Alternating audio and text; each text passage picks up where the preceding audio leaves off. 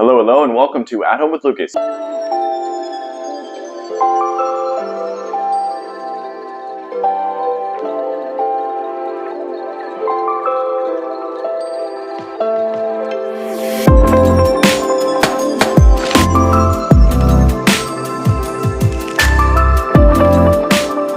So today we're going to be talking about part 2 of the San Francisco Bay mystery box. Yes, people, we're going back into that box, which you already saw if you watched part 1.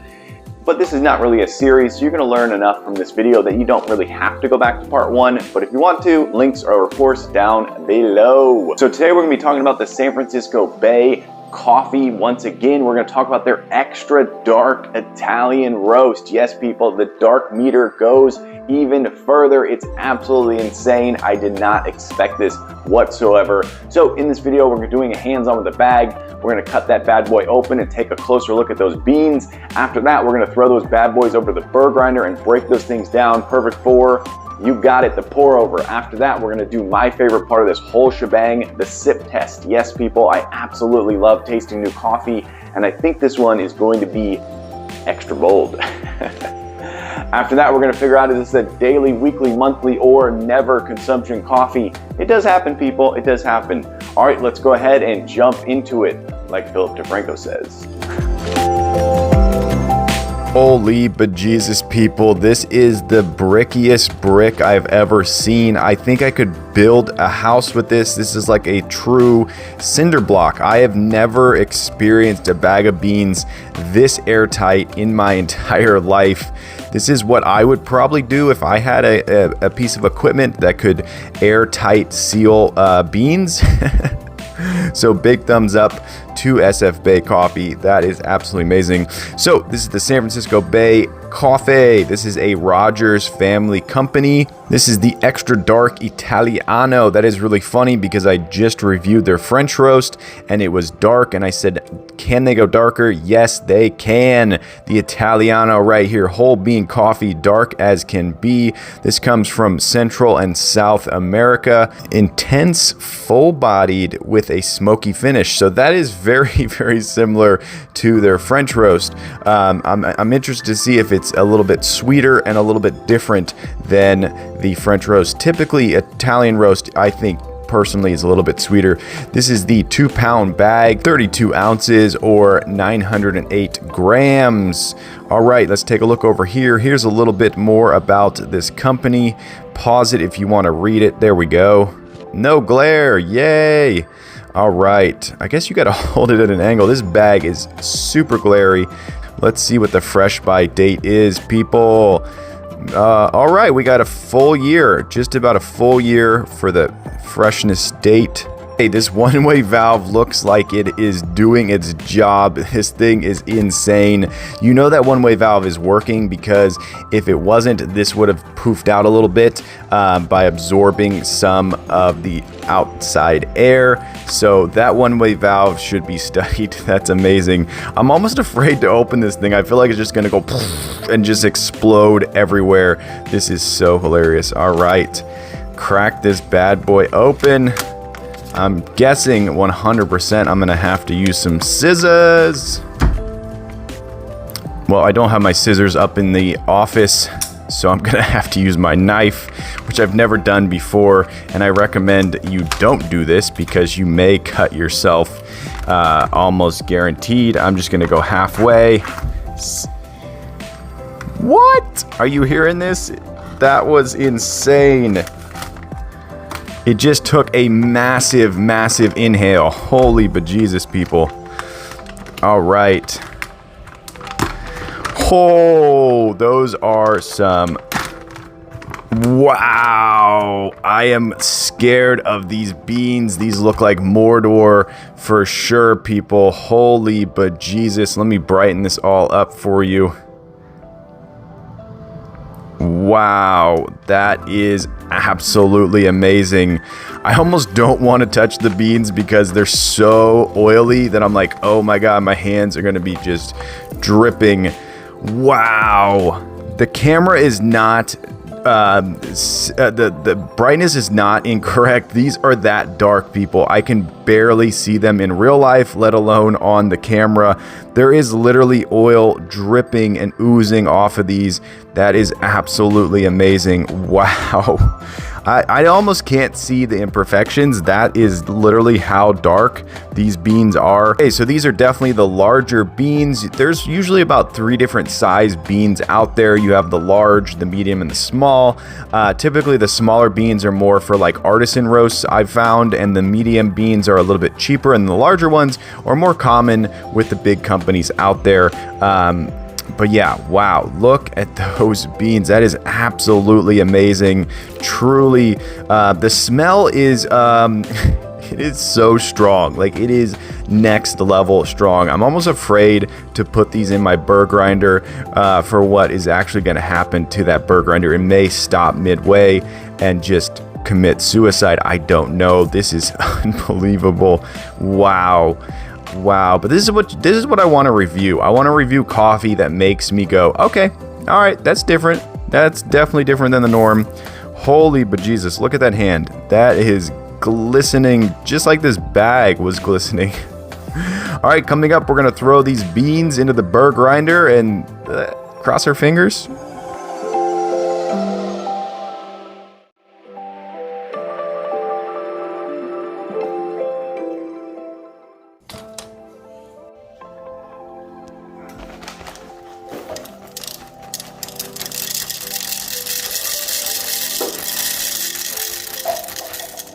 Alright, so we're doing a pour over here, so you're going to want to set your grinder to a medium grind. I usually go 1 tick below the main medium. Let's go ahead and power this beast on.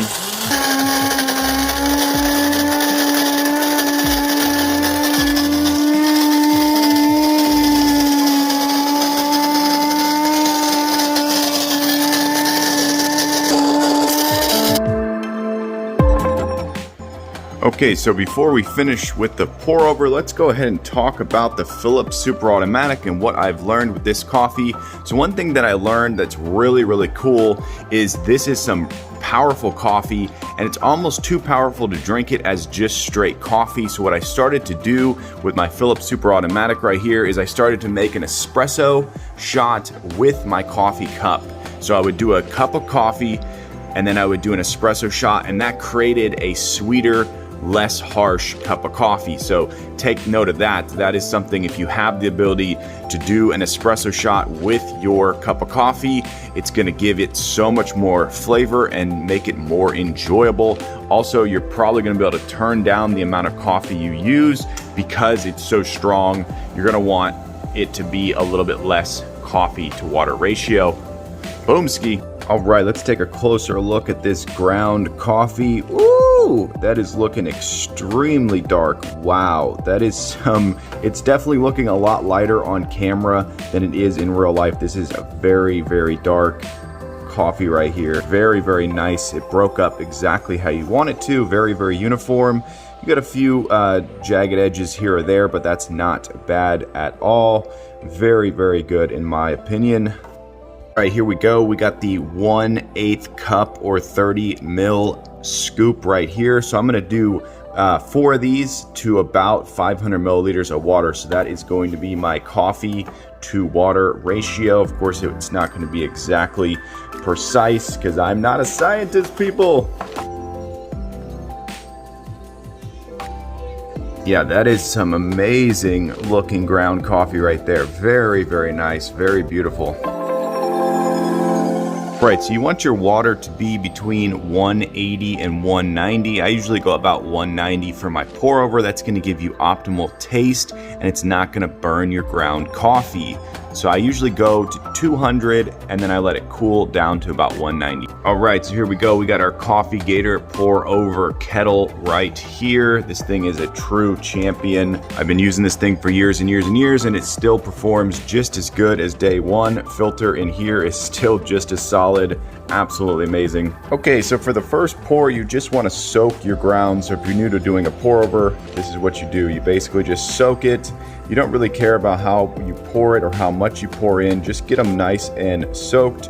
You're not really looking for any thing right now. The next pour is going to tell us a lot. It's going to tell us about freshness, and it's going to tell us about quality. So we're looking for some plumage. We want the ground coffee to bloom up and start to volcano out all around, and it should change to a lighter color that I call crema. So here we go. We're going to hit it with the first pour, and you want to go in a counterclockwise swirl, and there you go. You can start to see that rich, dark crema appear, and it's got a little bit of frothiness on it, just a bit. It's not really blooming up as much as I would like, which may mean that this is not as fresh as it is supposed to be. All right, let's take a look at the stream down here.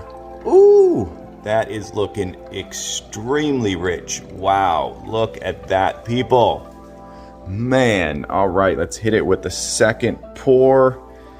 You basically want to do this in about 3 minutes. So if you're new to doing a pour over, you should get a little stopwatch, set it for 3 minutes, and when it goes off, you should be done. So like I said, we're gonna go to 500 milliliters over here to 4 scoops of 30 milliliter coffee. And here we go with our third pour.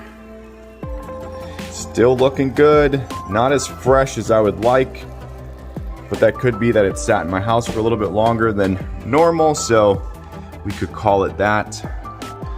All right, so I think that's gonna put it to 500 right there. It's gonna slowly trickle up. Here we go, we have our trusted clean white coffee mug. This is becoming the standard for all my reviews. That way we don't have any taste or anything from the last coffee. So this has been nicely cleaned.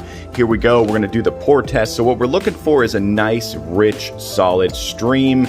You want something that looks very appealing and has a good color tone. So here we go, let's give this the pour test. Wow, look at that rich stream right there, people. Woo! That is what you want to see for sure. Yeah, that looks very, very rich. Wow.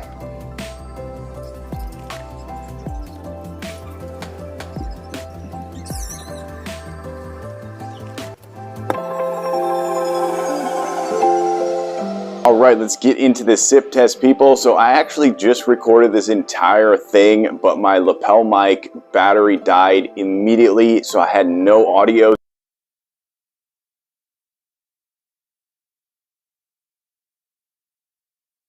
So I'm actually going back in for the second time to do the sip test. So a part of me is going off of memory because this coffee is a little bit cooler right now. So this is really, really funny. Bear with me, people. All right, let's get into the sip test. Wow, holy bejesus, people. That is a powerful cup of coffee. It's definitely not as strong as the cup of coffee that came out of the Philips Super Automatic. I think the pour over definitely makes it sweeter, and that is amazing. I'm definitely one of those people that likes a dark cup of coffee, but also likes it to be a little bit sweet. I need that gift at the end of each sip that tells me that I'm going to enjoy the next sip even more. So this is definitely doing that. It's giving me that sweetness, that smokiness, that airiness. It's very fresh. It's kind of thick though, for sure. It's a thick cup of coffee. And that is really the beauty of brewing up different methods. So if you're a French press guy, buy a pour over, try a pour over. If you're a pour over guy, buy a French press, buy an AeroPress, buy something else, brew up your coffee differently, and just see how much it improves, or maybe it doesn't improve your cup of coffee. It's really fun. It's really something to try. But yeah, this coffee is definitely full body. It's definitely a cup of coffee that you're gonna wake up to and go, yes, I get to have this coffee. TGIM, thank God it's morning. This is definitely a daily, weekly, monthly cup of coffee for sure. Wow. Yeah, that is a beautiful cup of coffee. It definitely flows down. There's almost no harshness to it, which is really, really surprising for how dark those beans are, how dark that ground was, how rich that that pour over was when I was pouring that over the top. Very, very rich. I literally thought, oh no, this is going to be the most powerful cup of coffee I've ever had. It's gonna just kill me, like the Philips Super Automatic did before I started adding the espresso shot on top. But it doesn't. It's very sweet. It's very delicious. It kind of coats your mouth in this oil, which is really, really nice, very pleasant. Definitely a cup of coffee to have with your breakfast food. I can just see that being a perfect marriage right there. Also, if you're someone out there who enjoys your creamer, your sugar, your cake, your ice cream, all that fun stuff, your syrups, all inside, this is the cup of coffee to go with, because it's going to stand true all the way through all that. It's going to push through, and you're going to be able to taste the coffee and all your other good stuff. So it's going to be a great blend. So don't buy that blonde, the medium, or the dark roast. Go with the extra dark. Get this bag. It's going to blow you away. So this is definitely the all-around cup of coffee that would work perfect for a cold brew, a pour over. No matter what you put it in, it's going to be strong, powerful, delicious. All right, let's give this a star rating. It's not the 5-star cup of coffee. I know, what? You just talked up so much. No, it's not a 5-star. It doesn't hit me in all the places. It's very, very close. It's super premium. It's a 4.9. Woo! Yes, people, 4.9 star rating. This is a definite morning coffee. It's definite afternoon coffee. If you're brave enough, it's an evening cup of coffee. Oh man, yeah, definitely good cup of coffee. Very premium, very delicious. Almost 5 stars. Amazing. Buy it. All right, there you go. That's the San Francisco Bay Coffee Extra Bold Italiano. Yes, people. Hopefully you enjoyed this video. If you did, definitely click that like button. If you want to join the Adam Lucas family and you want to be a part of this crew, hit that subscribe button. Every time I get a subscriber, I get a boost to make more and more videos. And it's because of you guys I surpassed 4K. Yes, people, on my way to 5K, but I need your help. Yes, you right there. Tell your friends, tell your family, this guy's on YouTube. They should go subscribe and watch my channel. But as always, I thank you for watching each and every one of my videos, and I will catch you in the next one. Bye-bye.